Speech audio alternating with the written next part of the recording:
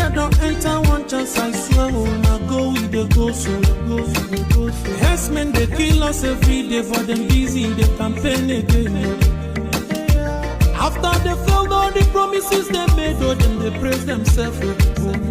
Why the masses were supposed to give them the praises we they are they run to? Move it down. I blame it on the religious leaders. I blame it on the traditional rulers. People were supposed to fight for the people, they don't compromise.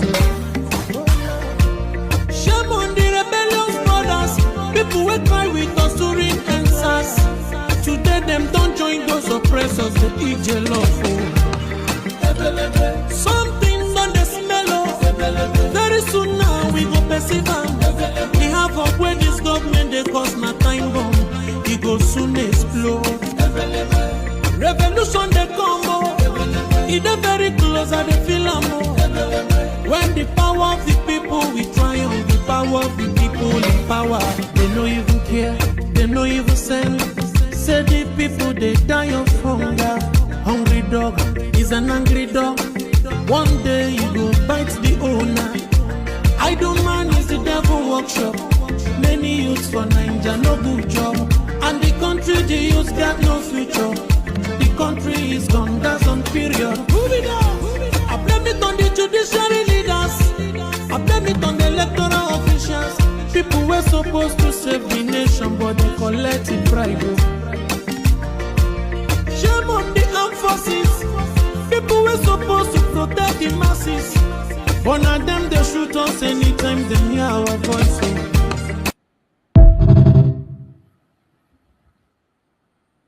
In the name of Jesus, I will see the end of this year. This year will never see my end. I will see the end of this year. This year will never see my end. This year will never see my end. This year will never see my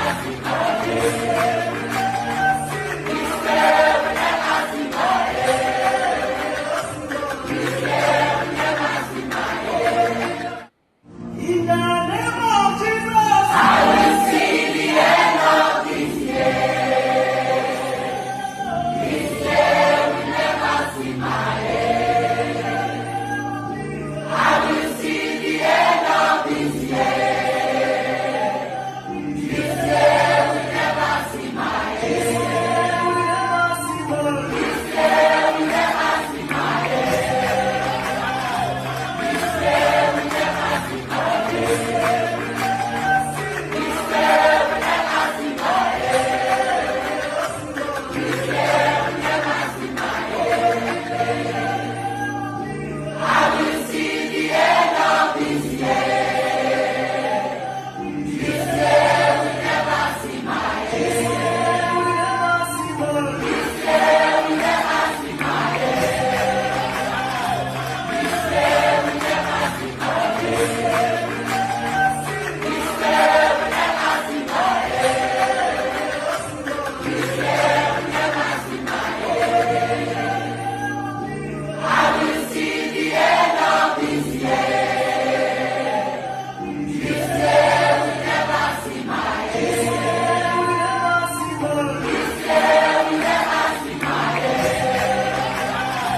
This year will never see my end. This year will never see my end. This year will never.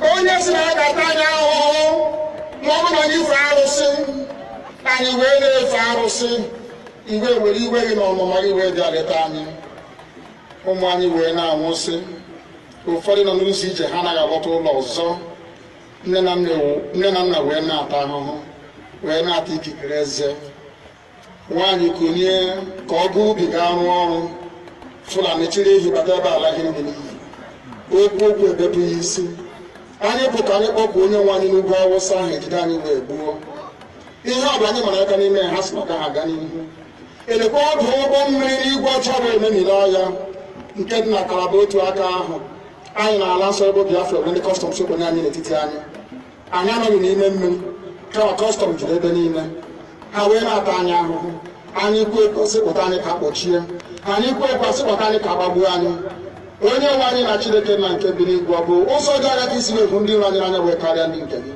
akwa anyị bụ ụmụ Chineke akwa ọba aha anyị ka anyị na-aza akwa ọba anyị nwe na-aza ike Chukwu akwa ọba anyị nwe na-aza amara Chineke akwa ọba anyị nwe na-aza Chisom akwa ọba anyị nwe na-aza Chizọba nna nke dị nsọ onye ime eluigwe dịka otu onye iro dị na anyị bụ ụmụ gị bịa ka iwe zọpụta anyị bịa ka iwe napụta anyị n'aka ọjọọ ihe bịa ka iwe lụọrọ anyị ọgụ bịa ka iwe dịtụ ozu ọgbọgọwa mgbe mmiri Goliath Chineke nna nke igwe ruo mmiri Fero sikwa otu a mee ka Fero gbagụzọ n'ihu ụmụ ndị anyị bi obi ka o wee taa akwụkwọ ikiri ụtọ ọzọ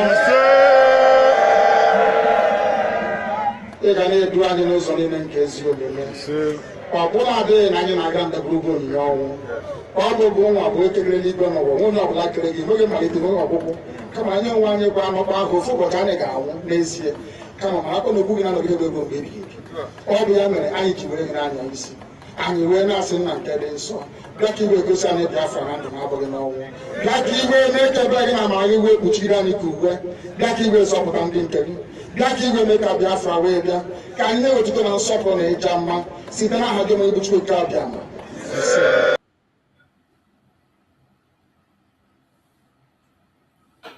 Welcome. Thank you for joining us on this very evening section. I appreciate every one of you that is connecting with us wherever you are connecting from. Please like and share the program on your platform.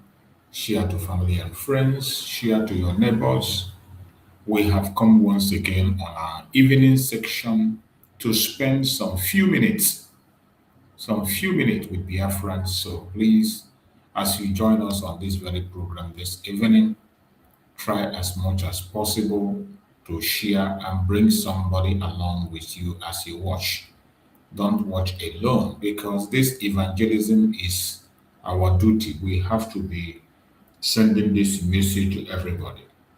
I welcome everyone that have joined. Tina Martins, thank you so much for joining, Tina. I appreciate you. Thank you so much for joining, Tina. Mercy Akere, my dear sister, thank you so much, Mercy. You are always here with me on this platform, preaching the gospel with me by sharing, liking, and there. Thank you so much. I can see my brother Gerard DK. Gerard, you are always here also. I appreciate every single one of you. It is because of you that I always try as much as possible to be here, no matter how difficult it is, no matter how challenging it is. With every little opportunity that I have, I will come and spend, even if 30 minutes, I spend with my beloved brothers and sisters who are scattered all over the world, seeking for their freedom and hoping to return back home.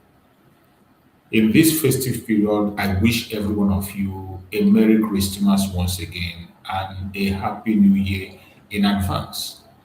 As we continue to congratulate and wish Happy Christmas to everyone that made it this far, we will continue to do what we have to do. It is not easy. I bet you this is a festive period. A time we visit family and friends, a time of occasions, a time of attending many things, but still, in that very time, people still have the time to come and think about the Biafra issue, and we still come online and speak. It is commendable. So many people have gone on holiday. They are not talking anymore. So many people have gone on holiday. They are relaxing. But as long as our freedom is concerned, there is no holiday. Personally, myself, I don't have any holiday. We cannot sing a love song in a strange land. The only time I will have a holiday where I will just sit at home and do all the things with my family is the only time that I'm in Biafra.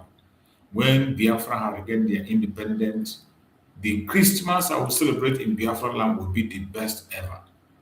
But as it stands today, we cannot sing a love song in a strange land. That is why in the most difficult situation, the most difficult time, we still come and talk. What are we talking about? Encouraging Biafrans. encouraging Biafrans and letting Biafrans know what is happening and telling Biafrans to stay awake. You must stay at alert and awake every minute. Be at alert. You must be physically alert, spiritually alert at any point in time, more especially at this particular point in time when the whole world is focused on Nigeria, when the global community is looking for Nigeria, when the international interests are no longer hiding, they are all coming out today. Focus on Nigeria. When Nigeria is on the table to be shared again, you don't have to take a rest. You don't have to take a rest. And we are asking, as it stands today, who really control Nigeria today? That is the question that people are asking. Some of us will be asking, and some of us know the answer. Who really controls Nigeria today? Who really controls Nigeria? It's a question that you need to be asking. It's a question that you need to be worried about. It's a question that everybody that cares needs to be asking. Who really controls Nigeria today?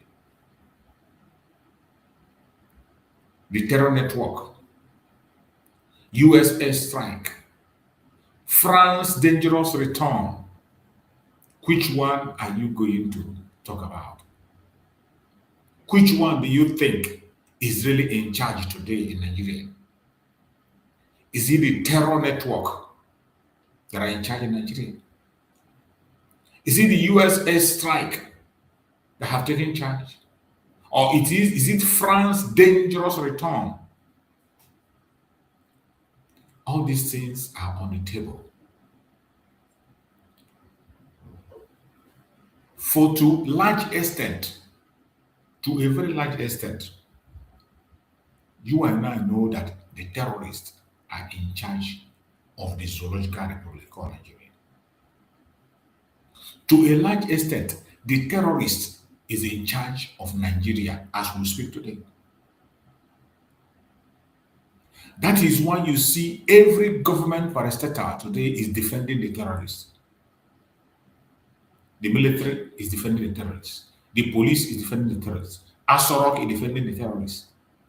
The lawmakers are defending the terrorists. But it is not difficult to answer this question if you have been following up the case of Nigeria for a long time.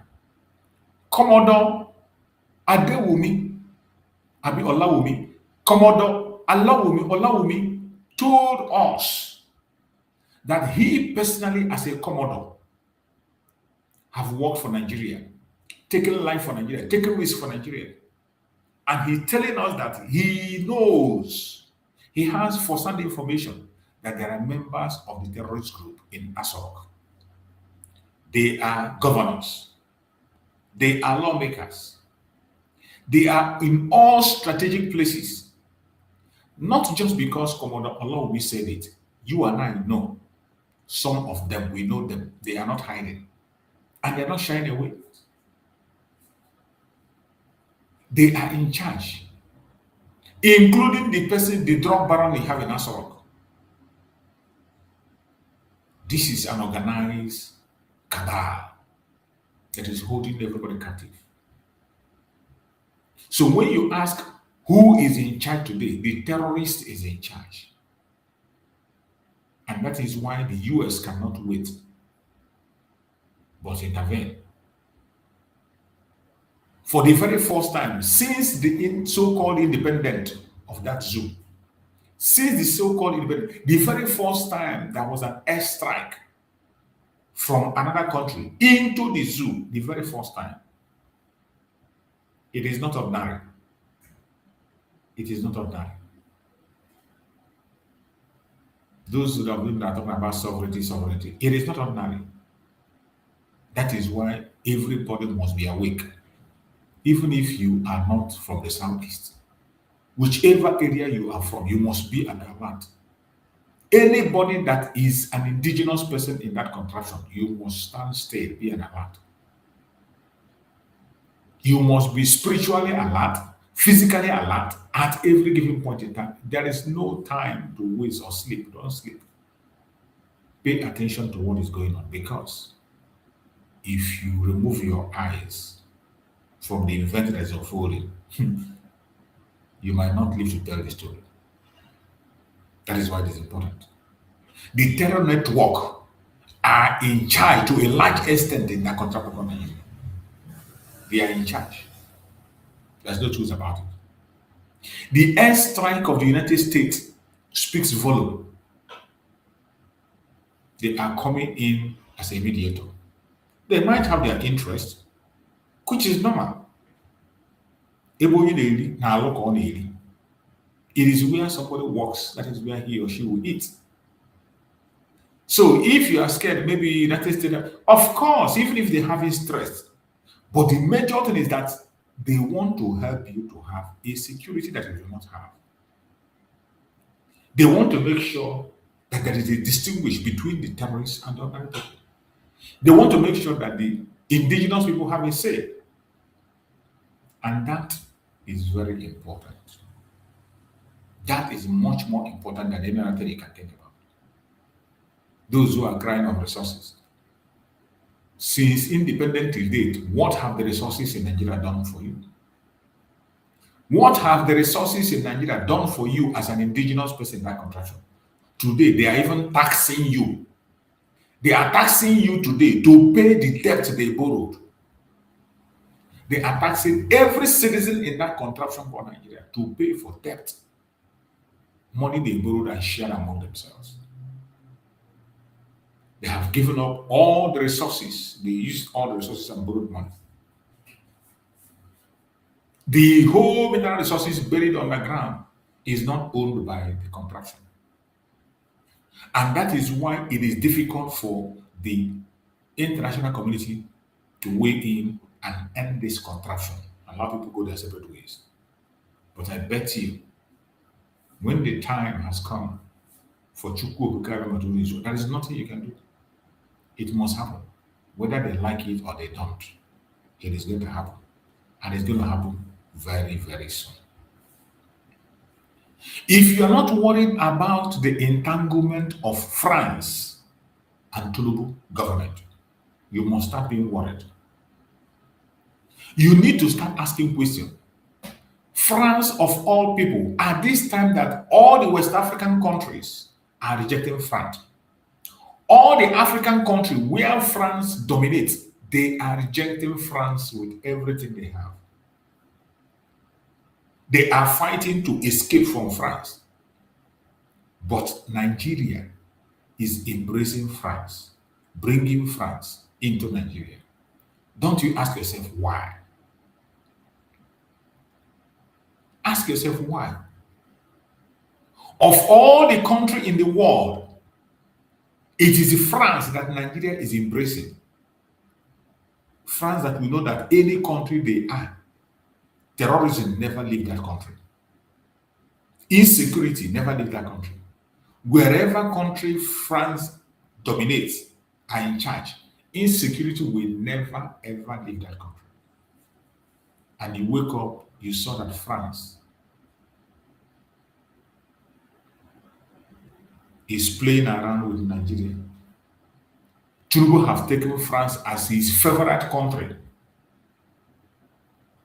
Tinubu have taken France as the only country he knows that he can work with.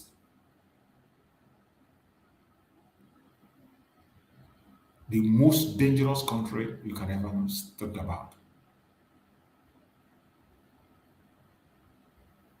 In a time that all the West African countries are saying no, they don't want France present in their country, liberating themselves, but you are deepening yourself. Up to the extent of France making decision of what Nigeria will do. France is taking decision for Nigeria. France is deciding the fate of Nigeria. It is a shame, a very big shame. If you are from that contraption called Nigeria and you are still sleeping, you better wake up. You better wake up as quick as you can, because what is coming? You are going to pay for what you see that is happening today. You're going to pay. The presence of France in Nigeria today is very dangerous. The most dangerous thing that anybody should be afraid of is this sudden friendship between France and Nigeria. I pray that Biafra gets recognition as soon as possible so that they can be able to secure a territory. That is my prayer. I pray that Biafra gets recognition. It is so sad. But before then, wherever you are as a Biafran, please protect yourself. More especially Igbo people. Any place you are as an Igbo person, protect and defend yourself. Protect yourself in this festive period. Don't go around singing song, enjoying yourself to the extent that you forget who you are. Don't play around until you forget whom you are. Don't go playing to the extent that you forget whom you are. Do not. Wherever you go, whatever you are doing, remember, there is a war ahead of us. A war we must win. Wherever you are, in whichever area you find yourself, know that is a battle before us, a battle that we must win. Remember that the enemy is at the gate, seeking for an entrance. The enemy is already at the gate, seeking for an entrance. Don't you ever forget that. And if you keep that in mind, just maybe we will all survive what is coming, because the enemies are not going to back down. Not today, not tomorrow, not soon. They are not backing down.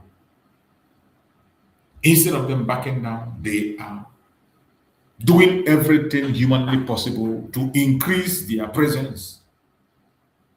Just when you think they are gone, you will hear a new story.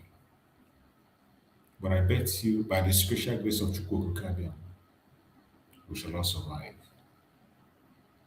While you celebrate, remember Mazin Nandeka. And also remember Mazin Samonepa. In your daily prayers, in your daily dealings, don't forget them. These are the people that have put their life on the line for you and I. We must not forget them. We must continue to make them a point of discussion. Give them a face, give them a name. Make sure you post something about them. Use their pictures in your platform. Use their pictures in your program. It is important.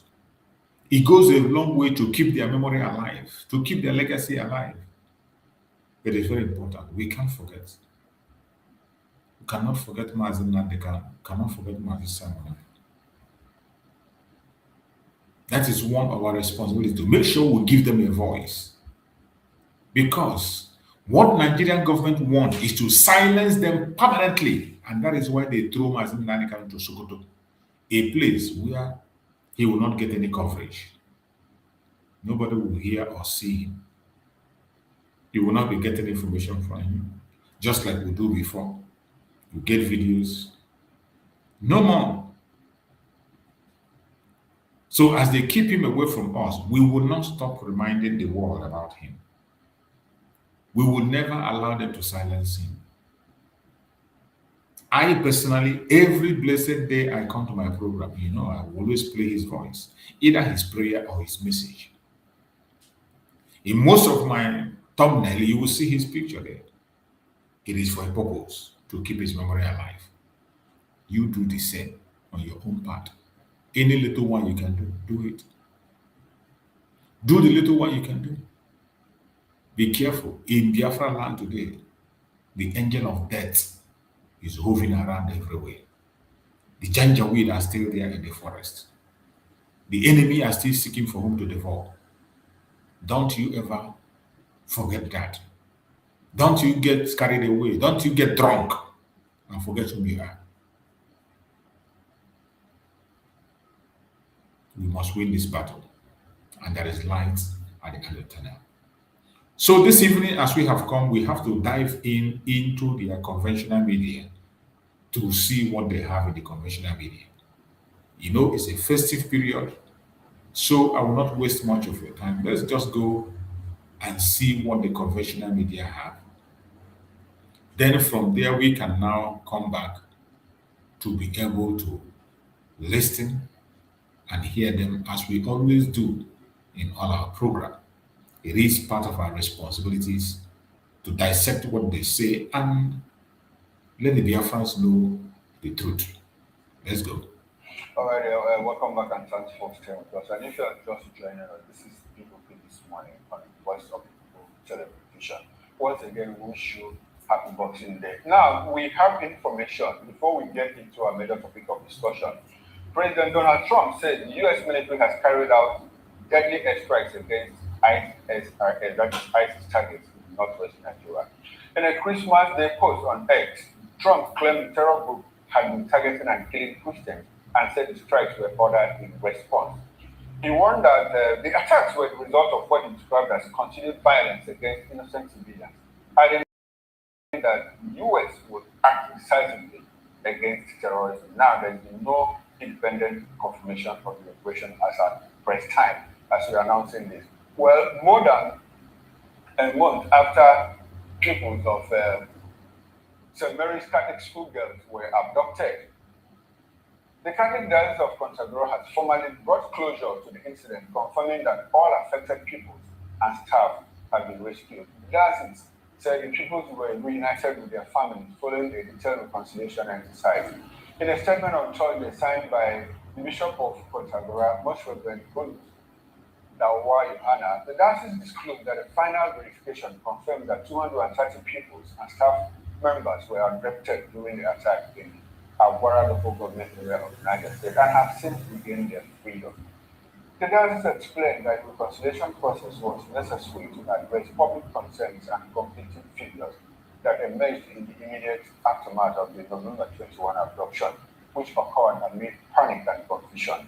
Meanwhile, Israeli Prime Minister Benjamin Netanyahu has confirmed attacks against Christians in Nigeria, describing the alleged displacement and violence as unacceptable and calling for an immediate end to what he termed militant assaults on Christian communities. Speaking as Israel's Prime Minister in the holidays addressed to Christians worldwide, he warned that persecution based on religion cannot be justified anywhere.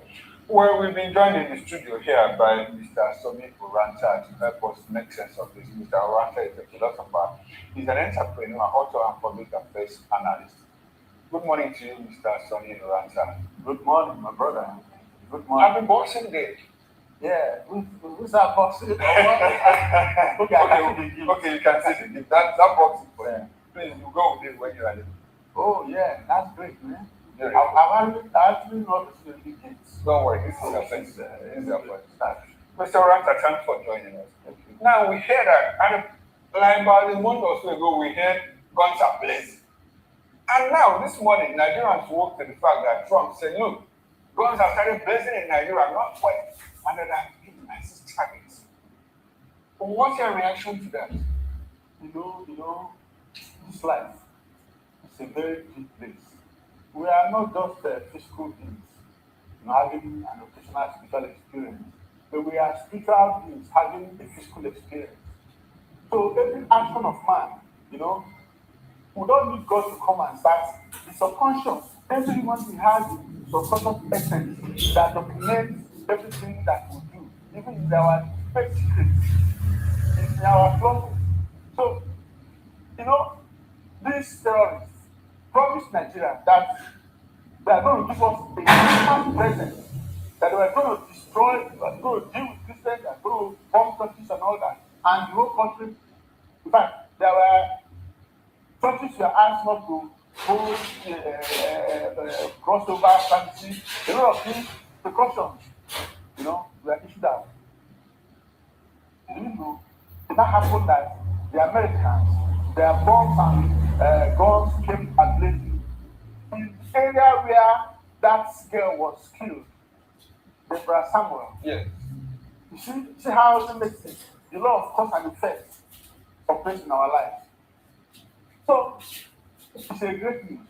Okay. It's a great news because our system has proven incapable of handling the situation. Okay. What you cannot do when somebody wants to help you, you have to take it.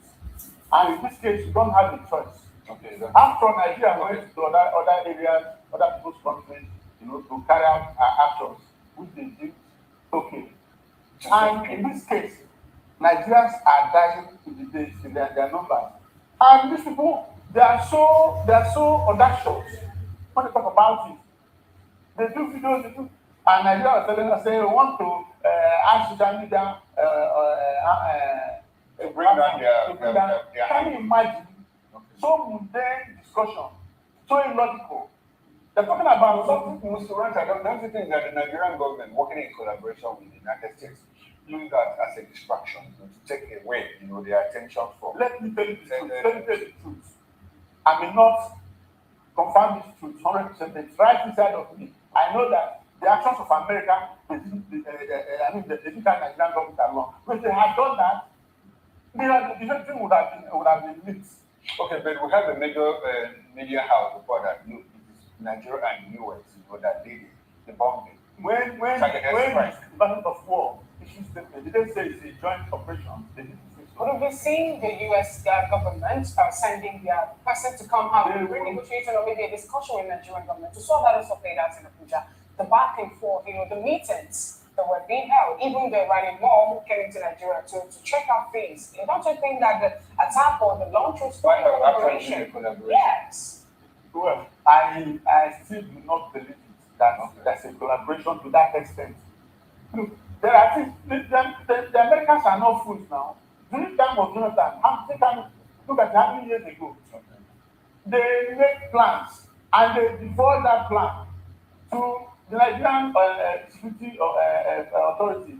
And that plan was passed immediately. Okay, to the people, and it clicked. Okay. Now, Mr. Uraka, before we go to our virtual guest, we've been joined by two of our virtual guests. I'd like to ask you this question. Did you believe when Trump said all of these things, and at the point it looks like there was a law, a lot of people believe that this, for a week after Trump said contemplate that he was going to do it. Did you, at that point, did you believe that Trump was going to come to Nigeria to do something? Were you convinced, or do you think that he was just giving out sound bites? Let me tell you, I have been reading Donald Trump 15 years before he became president. Okay. He's a man that does what he said he would do. He means what he said and said what he meant. He's not a man that laughs. So he didn't wish it away. I knew he was going to act. Especially when he had the Department of War headset to prepare for war. Even when he asked the legislator to give bites, legal bites to that statement, I knew. In fact, the moment he mentioned it, I knew it was going to happen. Trump is a man that says something and starts doing something else. No. Okay, now we'll come back to you shortly. We are going to talk about what some people have termed the economic aspects of this strike and this intervention or interference or involvement or collaboration between Nigeria and the United States of America. Good morning to you, Barrister Eze Luche. We've been joined by Barrister Eze Luche. He is a barrister at he's an attorney, legal, criminal, and political affairs analyst. Good morning, my brother. Good to have you. Happy Boxing Day. Good to have you. How have you been? No, we're cool. We're cool. In the east, over in bustling, so beautiful to be home, and it's wonderful. Okay, beautiful, beautiful. So now you are speaking from Owerri. Before we get into this conversation, I'd like for you to, give us a feel, of what is going on in Owerri. Are houses locked? Are the streets empty? Are people scared? When people walk the streets of Owerri, what do they feel? The streets of Imo State? Is it some kind of safety or a sign of surrender? What sense does it look like to you? Well, the place is safe. It's bustling. It's the Christmas festivities are all over. Masquerades are dancing everywhere in the communities that have masquerades. Church ceremonies are taking place. So the East Owerri in particular is very peaceful, and I invite everybody to come over. Have a feel of the place. For a very long time, what has been happening in the Southeast has been externally orchestrated. And most of us here feel that even the security agencies the government security agencies and their mercenaries, particularly as Dokubo and his people have been part of the nonsense. But the people have come back and they are in full control of their place now. So there's even no space for any funny things to happen. They know we are fully on ground. All right. Beautiful. But I'd like for you to, to react to the information we have this morning that look, the United States has hit some targets, some ISIS targets in part of the Northwest. Did it come to you as a surprise? Certainly not. Certainly not. You see, the US is a process-driven country. They announce policy and allow the process to roll out, and then mark out their targets and hit them at will. That is what has happened now. A few weeks back, some people were saying that it was all bluster, that after the visa ban on Nigerians, the US government has shown that it really had no interest in any part of Nigeria. But the reality is this: the entire world has a duty to protect, a responsibility to protect where people have been almost killed on a daily basis by terrorists and by their own security agencies. So I was not surprised in any way whatsoever, and I actually expect more. I expect more in the sense that they claimed by the government that they were part of it, they were other stuff. We know this is not being politically correct. I mean, if they had told the Nigerian authorities what they were going to do, it would leave that place. Okay. And then the question now it should be addressed to the Sultan of Sokoto, who claims to be the Lord and Master of the entire Sokoto Caliphate. Was the Sultan aware of the presence of this ISIS in his territory? What has Sultan Said done to restrain these killers from operating from Sokoto? If he is part of it, if in any way he is part of the complicit in the presence of these criminal elements, then perhaps there will be more direct efforts to curtail the existence of the Sultan. Okay. On several occasions, this same Sultan has come out blazing and making so much noise. Now the terrorists are in his domain and he's not done much. That is what I think. Okay, now, Barrister, you understand that I would like for us to talk about the implication of this. Do you think that this strike is going to bring peace and lasting peace, if I may say? I ask that in the light of the fact that a certain cleric, an affiliate, somebody who is known, to be an intermediary between Nigerians, or so to say, between terrorists and government at some point, talking about Sheikh Ahmad Gumi. He was on this station the other time and he said, look, if Donald Trump as much as touches one of these bandits or terrorists, that the terrorists and the bandits who are Muslims were going to unleash mayhem on Christians. Do you see that coming? And if that happens, do you think that America's involvement is going to bring lasting peace in Nigeria? Or is it going to make Nigeria unravel like places like Afghanistan, places like Yemen, where you have sectarian war, places like Iraq and all of that? Do you think it's going to bring lasting peace? Now, I have very many Muslim friends, and nobody wants terrorists in his domain. So characters like Sheikh Gumi were talking absolute nonsense. And the more he talks, the more he makes himself complicit in this criminality. So let him come out and unleash that mayhem, and he will see the stand that he deserves. In fact, the inability of the Nigerian government to curtail such elements is what makes some of us believe that the Nigerian government are collaborating with these terrorists. If a country like Saudi Arabia, the bastion of Islam, can deny Gumi entry visa, why must Nigeria tolerate such characters, such criminal elements? And when you say it's a go between the government and the terrorists, that's not true. The man is in bed with terrorists. He collects money on their behalf. He is, by what he does, a terrorist. The fact that his government continues to tolerate some elements makes us believe that the government is complicit. I do not believe that any Muslim anywhere will feel associated with this element. Apart from Sheikh Ahmad Gumi, Barrister, we have also a professor, the certain Professor Yusuf, who told the newly appointed Minister of Defense that he shouldn't go all out, in flushing out these elements, rather they should also employ the non-kinetic measure. And, in handling this, when you say, I don't think Muslims are in support of this, we've seen some of them come out to say, don't go all out, don't use military might. In the words of the Yusufi said, now, first of all, remember you're now a political elected official, appointed official, no longer a military personnel. So don't go all out in your fist on these bandits or elements we have in Nigeria. No, I only mentioned Sheikh Kubi as an example. Him and all others of his life, all co-ops, all those who have the same views with him, that you must engage and discuss and negotiate with terrorists, should be dealt with. And the average Muslim on the street is peace loving. Islam, like they say, is a religion of peace. So those who terrorize in the name of Islam are not tolerated anywhere, even in the Islamic world, in the Arabian Peninsula, in Saudi, in UAE, in Kuwait. Those guys are slaughtered. So let those who say they are in support of these terrorists in Nigeria, let them come out and let us see them. Now, do you think the Nigerian government will do anything to make sure we end the issue of terrorism, especially when, according to Goodluck Jonathan, when he was there, he said that in his cabinet he has some members of Boko Haram, group there, and also we've also learned from the former governor of Kaduna State that the government of the Kaduna State presently is more like negotiating with bandits to the tune of 1.something billion being spent on them.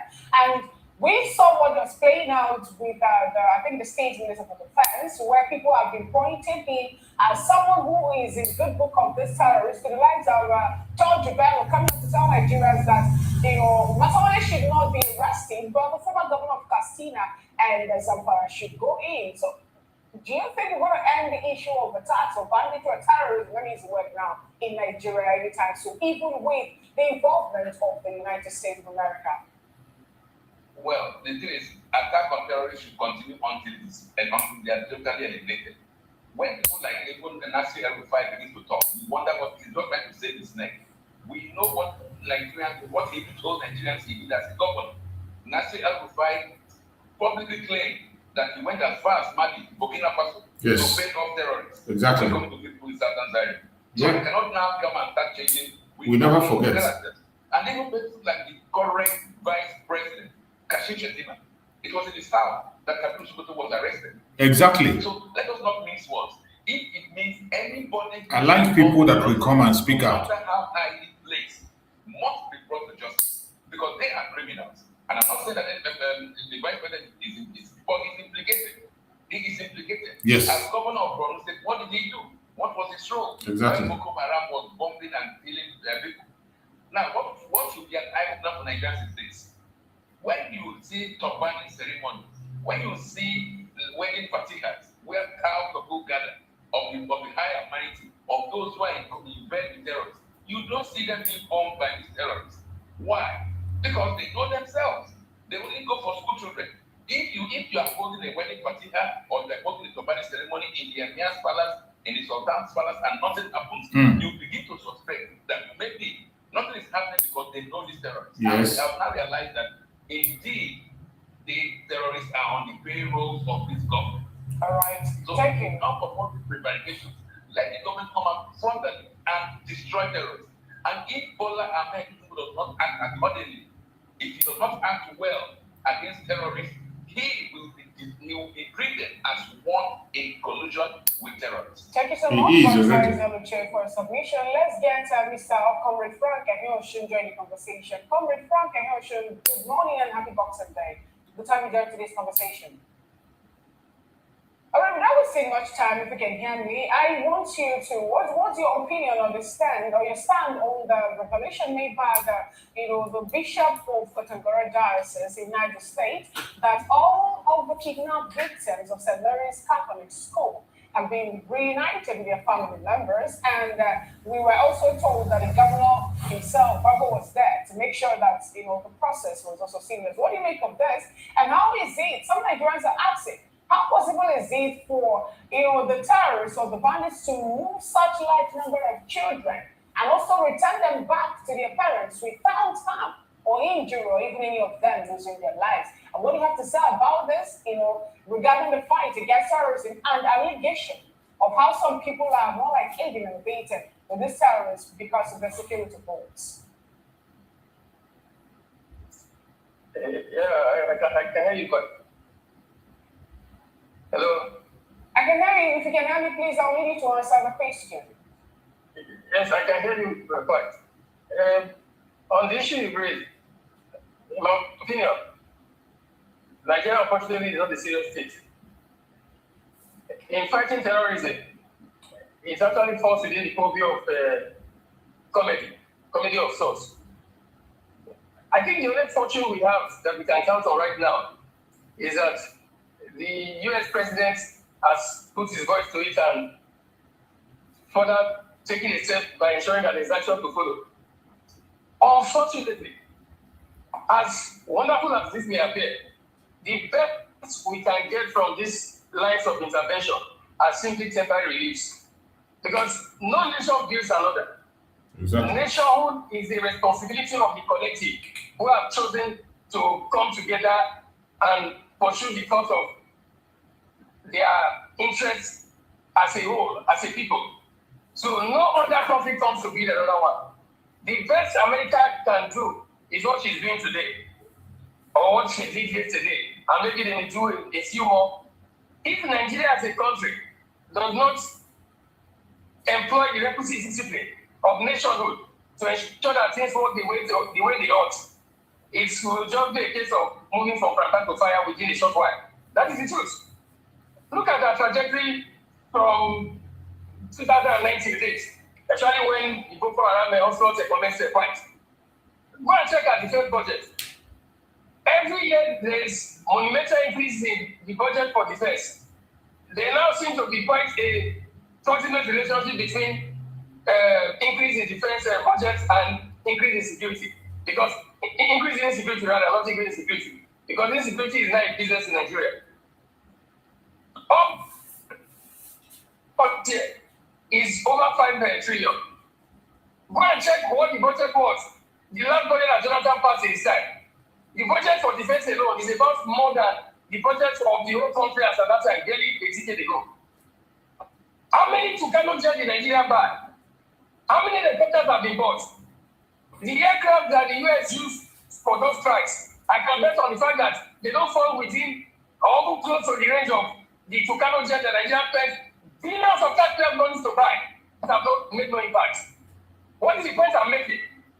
The Bishop's viewpoint is wonderful. We must appreciate the fact that people are happy that they got their kids back, even if they've been held down in some states that could be described as hell for about a month. The fact that they are brought back is worth celebrating. Celebrating not that the government achieved anything. Celebrating not that the government rescued them because they were not rescued. Something went on behind the scene. Obviously, the terrorists were settled. So it's not a case of government being inside. What happened in Kosangola is a case of government being conquered, government submitting to the whims and caprices of another government. All right, Frank. Because for anybody in any state, let me have this. For anybody in any state to exercise the force of violence, and government does not, as in, really put that organization or person where it belongs, it only indicates the fact that there's another government. So those guys that did that may say that government of their own. In Nigeria today, I can tell you free of charge that we are talking in this program. These same guys can go and operate in 100 different schools, 100 different communities, and they will succeed. Exactly the question I wanted to ask you, Mr. Frank Ngerous. Now, we've been battling this insecurity for close to 2 decades now, as far as I know, more than 15 years. And it's been very difficult for us. You just mentioned how our security budgets keep increasing every other year. But America has stepped in graciously, as some Nigerians will describe it. Now, my question is, how long or how much longer do you think, or how long do you think it will take the United States of America, to clear these people? As you understand, they have also boasted that if you kill 10 of us, you have 100 more people that are ready to get into the fight. Do you think that it will get to a point where America will have to bring in troops in the northwest or in the northern part of this country, or any part of this country where insurgency, banditry seems to have taken root? Do you think it will get to that point? And what will be the implication of all of this for Nigeria as a country, in terms of our sovereignty, in terms of America having to probably get a base in Nigeria and all of that? How much longer do you think it will take us to take out insecurity in Nigeria? First of all, when you say we have been battling it for so long a time, I want to change that narrative in a sense. Those of us who, to a large extent, are victims are the ones that will say are battling it, not the government that we so elected who want to have that responsibility. When viewed from the lens of the role of government, it's more of the business of insecurity. That is what I've tried in Nigeria. That is the truth. And that was the established. Now, on the US coming around and making any form of impact, like I emphasized earlier, I said the best that we can get from it is just temporary release, maybe for a few days, for a few weeks. Even if America brings a soldier to the ground to come and fight, we Americans know in Afghanistan for 20 years. Immediately they left, what happened? Even before they left, I emphasize something from the outset. In the history of the evolution of nation states, or nations as the case we apply, no nation builds another. Nationhood is the responsibility of those who have come together as a collective to define the course that they want to take. And Nigeria, as it is today, is actually unfortunately driven by factors that ensure that we are retarded or swimming in the pool of retardation rather than making progress. See, the source of this conflict, the feeding mechanism, is like a limitless bowl. Our governance and political culture ensures that there will be insecurity in Nigeria. So even if you go and bring angels from heaven to come and be the ones fighting, maybe to join the Americans, it will not change the narrative. Why didn't you complete that your statement that nations are built among people that agreed to be in a nation? You didn't complete that statement. Nations are built among people that agree to be on the same nation. You say it and say it boldly because you are in the zoo. You are scared. Even after saying it, you begin to withdraw to divert. That is why we are calling that nations are built among people that have the same value system. The people that are forced to be in that Nigeria did not agree to be there. The Southwest, the Southeast, the North, the Middle Belt, they didn't sign up, they didn't put their signature down to be in one big, large, empty space. They did not sign up for that. And that is why whatever they say today will never work. Just like you gave the example of Afghanistan. The United States was there for more than 20 years, and when they left, Afghanistan to return to what it is. The same thing will happen in Nigeria, even if they put boots on the ground and force these people to go in. After much more, they are going to come back. The best solution is disintegration. We say it and say it unapologetically. Divide the country, create country along value system. Let everybody go their separate ways. If you take a closely look at our history in insecurity, so many independence till date, the first man that gave primacy to the concept of such insecurity that pertains to terrorism was Mohammed Mawa. The guy was not even in Nigeria. He's actually from Cameroon. He's from a village called Mawa in Cameroon. He was deported by emergency then in 1962. He was exiled from Nigeria. He came back a few years later after Nigeria became a republic, and he continued his own flaws.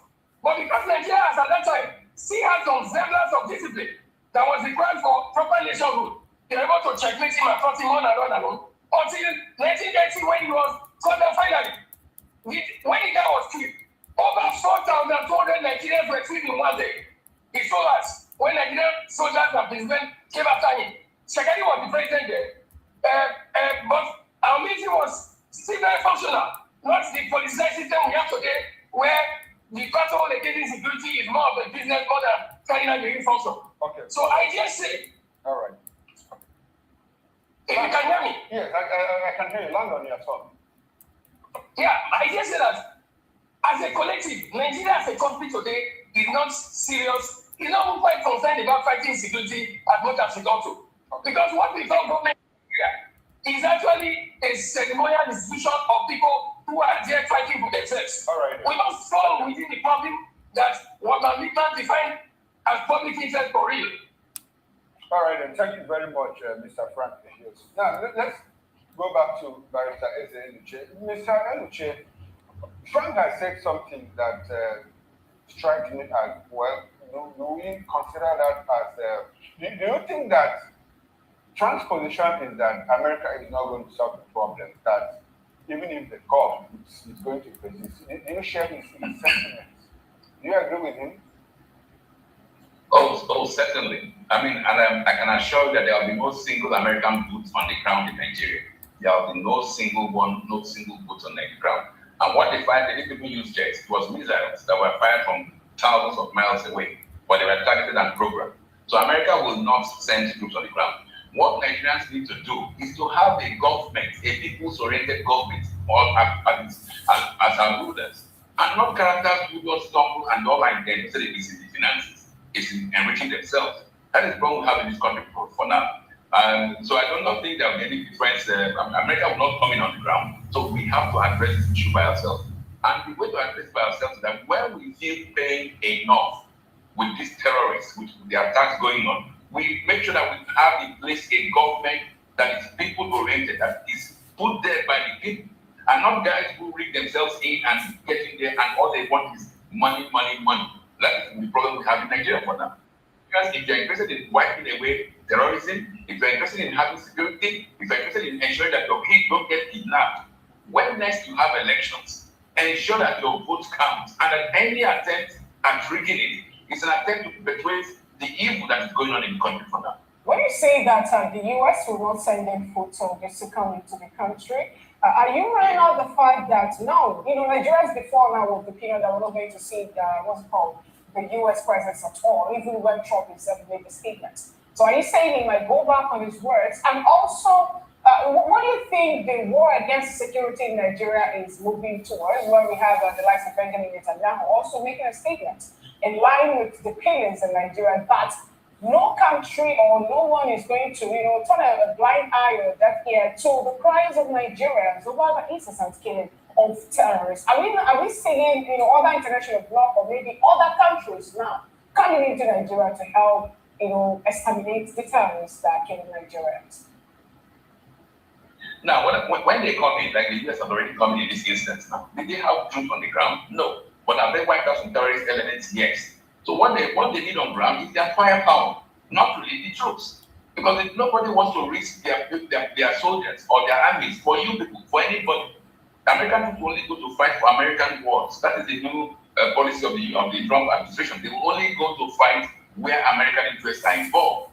Otherwise, do you think that this might get into a war of attrition where the terrorists will just lag, visit, do sporadic strikes here and there to wear out America and the Nigerian government, and it will last longer than expected? Do you think it will get to that point? Because it's also a war strategy for guerrilla warfare. And they fight a war of attrition and let you wear out yourself. I don't think so, because these terrorists, indeed, they are foreign elements. Where would they stay? Where would they hide? Because already we see that up north, the northerners, in the Hausas, the Kebbi, Zamfara, are already fighting their wars by themselves. In the middle belt, the people are already picking up arms. In the southeast and southwest, there is no space for these terrorists. They can easily be fished out. So there's only war of attrition where the people, the population, the indigenous population are part of the terrorists. But in Nigeria, they are not. Most of these terrorists are foreign elements, either from Arabia, from the Tuaregs or the Fullers from across the West Africa, but they are not indigenous. But they have a good followership and some kind of sympathizers, in the north. Well, because when you try to hit them, you hear certain sort of people, opinion leaders in the north come and say, look, let's strike against them. It's a strike against us, our people. Sympathies for them. Yes.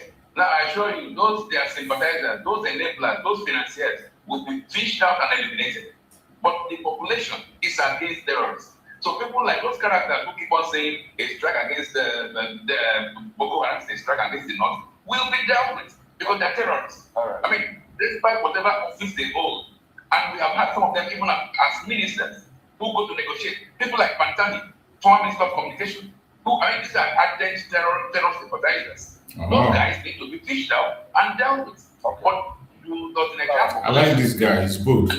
Speaking on. Do they admit or do they condone terrorism?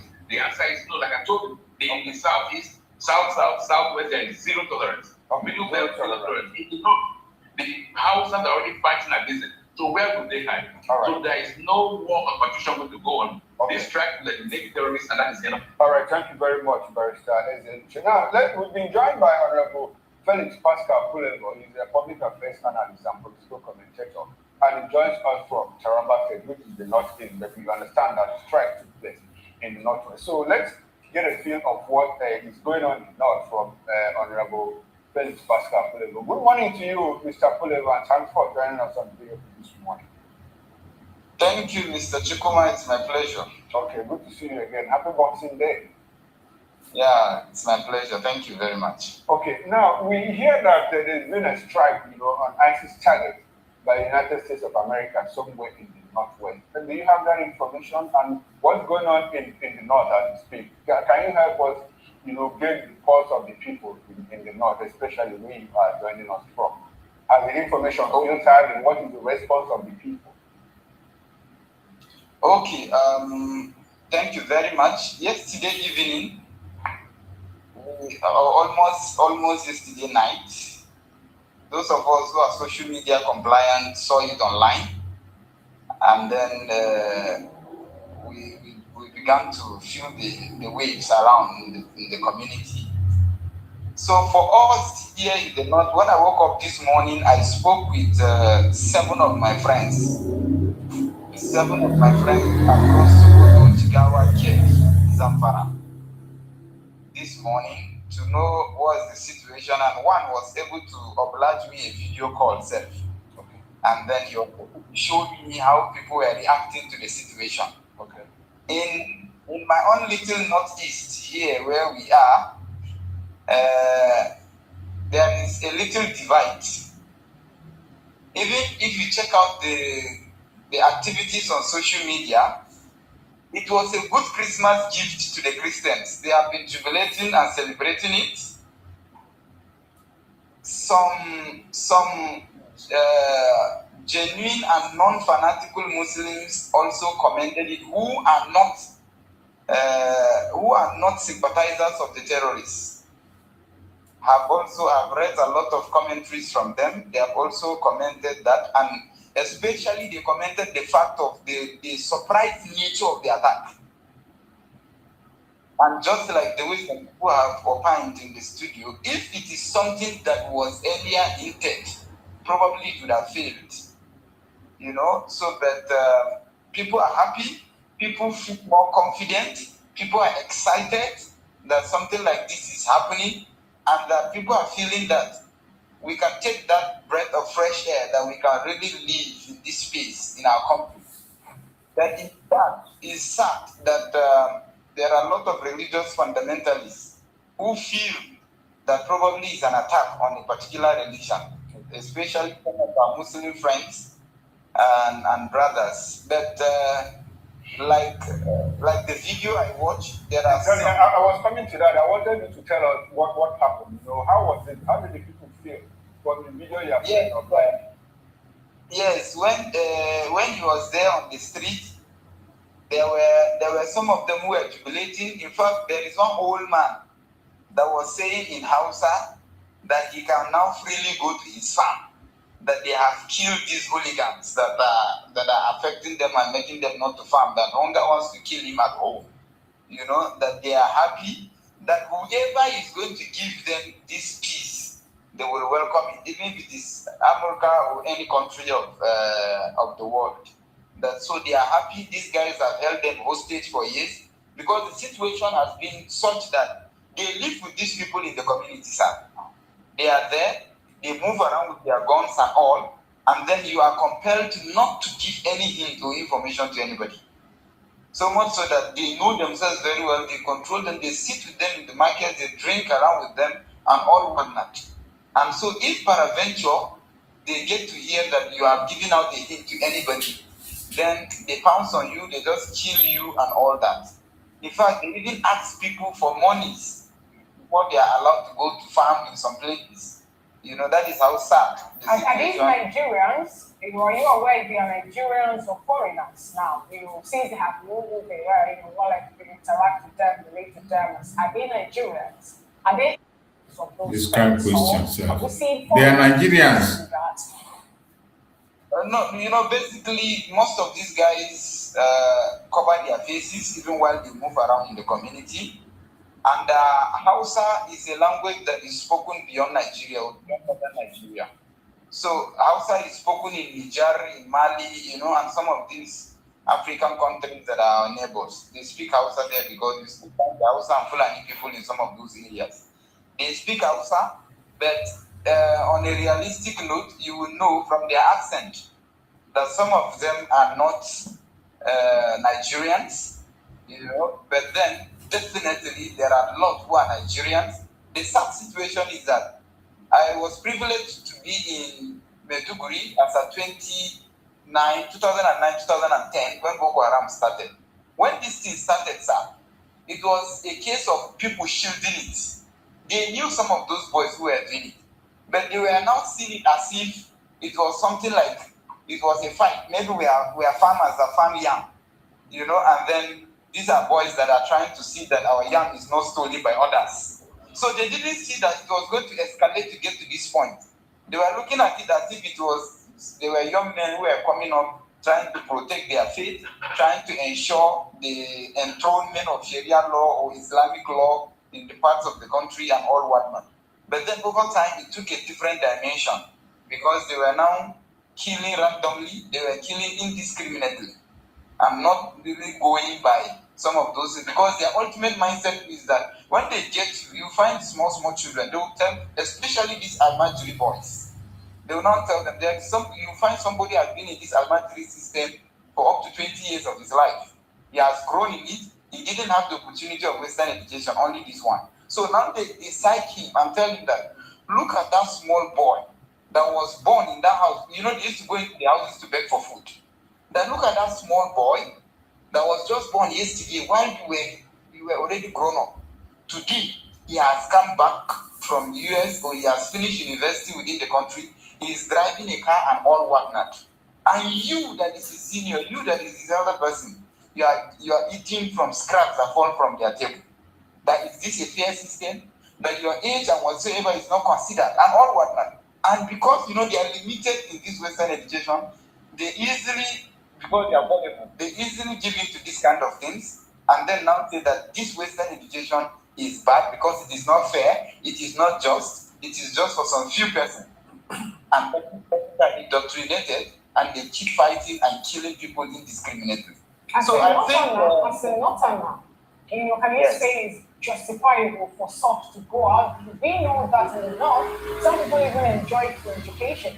Some people are being paid to go to school, but yet we see the likes of the Boko Haram, coming up to say that Western education is around, that people shouldn't indulge in it. So is it justifiable now for such to vacate the table? Because the likes of Sheikh Ahmad Gumi was also suggesting that the Nigerian government should find them a suitable education that will also align their level of understanding, or like going for Islamization. But they are already, being forced or asked to get themselves enrolled in education. In Ghana State, for example, how Francois so there have so many schools, the Compass movement, they have all education, even food will be made available. The likes of William Jonathan also provided schools for them. The former governor of Imo State, in the person of Richard Okorocha, built many Nigerian schools for them to go and get Western education. But it's more like they turn their back towards that. Is it justifiable now for us to say the discrepancy we have in social certification is what enabled them to pick up arms and start killing people? It's not justifiable because just the way you said, it's not like they were denied the opportunity. I know a lot of states who have been doing wonderfully well. Even back then, when I got admission, I was in the university. So states like Yobe State, for example, once you pick up admission, if you are admitted to go and study in the university, irrespective of your department or the course you are going to study, as at then, I don't know if it is still running, you will go to their scholarship board and you pick up a state government appointment.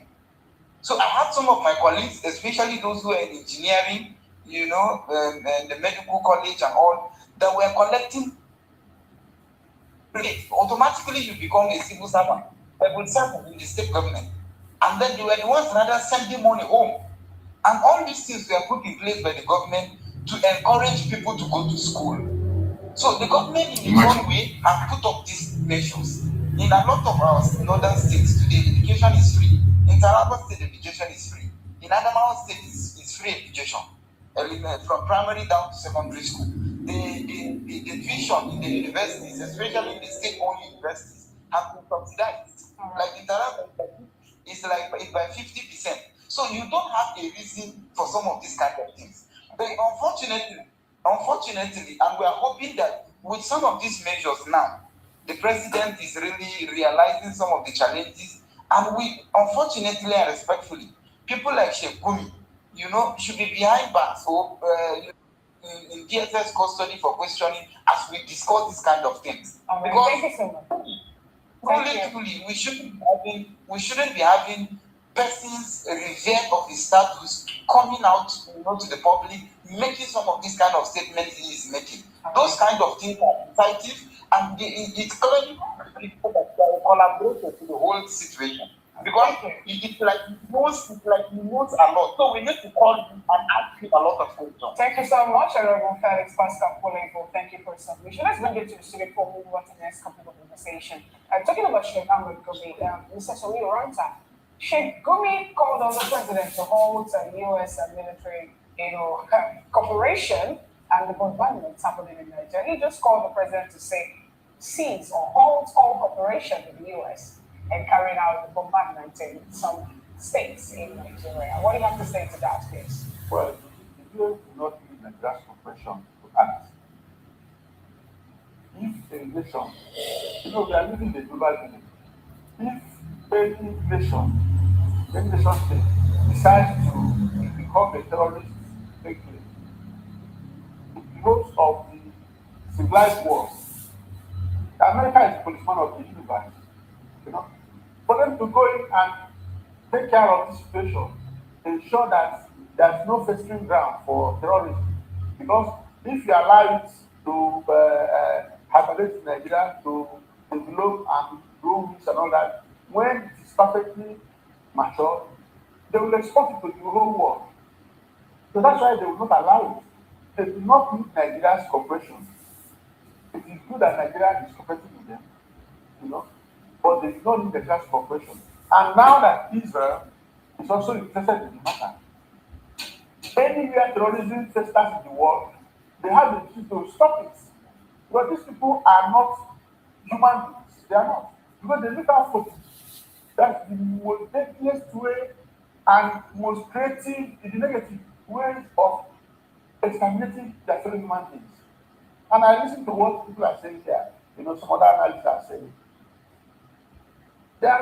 You cannot tell a man, you cannot promote education when you say that education, Western education is haram. Everything they use, all the gadgets they use are Western. The Western technology they are using. And they are blindfolding that people are telling them not to go to. How will you promote education more than the way they are doing it in the North?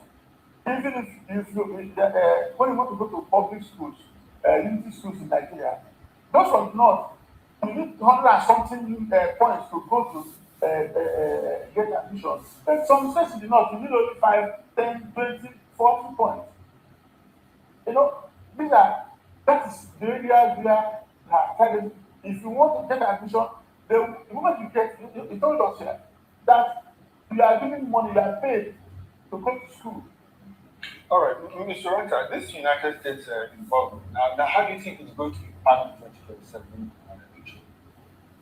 Well, it depends on how the government, their level of responsiveness and cooperation. But I think it is, I see an ominous sign. You have had the discussion. Most of these things we are bringing up is for you to know what is going on and the kind of deliberation they are having in their conventional media. Most of the things they say we don't agree with them, and some that we agree. You can see that guy just explained how the privilege the Northerners enjoy. They enjoy a lot of privilege. In education, the government have pumped a lot of money. Individuals have pumped money. Many people have tried to redeem it, but they don't want. Even because of them, the standard of education has been lowered just to favor them. How low can we go to be able to accommodate them? How low can we go to be able to accommodate them?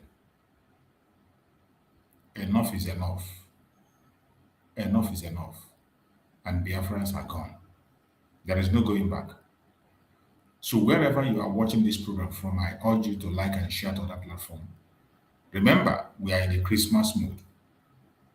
I wish you a Merry Christmas and a Happy New Year in advance. Whatever you do, do not forget that we have a cause to pursue, the cause of freedom. Pray for Mazen Nandekano. Pray for Mazen Simon. Continue to remember them, and Chukwu Kabiama will give us future life. Thank you so much for watching, wherever you're watching from. I will see you again tomorrow evening by the specialist of Chukwu Kabiama. Good night, everybody. Stay blessed. Nigeria don't enter one chance, I swear, now go with the go so. Yes, men, they kill us every day, for them busy, they campaign again. After they failed all the promises they made, oh, then they praise themselves. Why the masses were supposed to give them the praises we they are they run to? Move it down. I blame it on the religious leaders. I blame it on the traditional rulers. People were supposed to fight for the people, they don't compromise. Shame on the rebellious brothers. People will cry with us during answers. Today them don't join those oppressors, they eat your love. Something done the smell of. Very soon now we go perceive them. We have up where this government they cause my time bomb. It go soon explode. Revolution they come oh. It is very close and they feel when the power of the people we triumph, the power of the people in power. They no even care, they no even send. Say the people they die of hunger. Hungry dog is an angry dog. One day you go bite the owner. Idle man is the devil workshop. Many youths for Nigeria no good job. And the country the youths got no future. The country is gone, that's on period. Move it down. I blame it on the judiciary leaders. I blame it on the electoral officials. People were supposed to save the nation, but they collected bribe. Shame on the armed forces. People were supposed to protect the masses. One of them they shoot us anytime they hear our voice.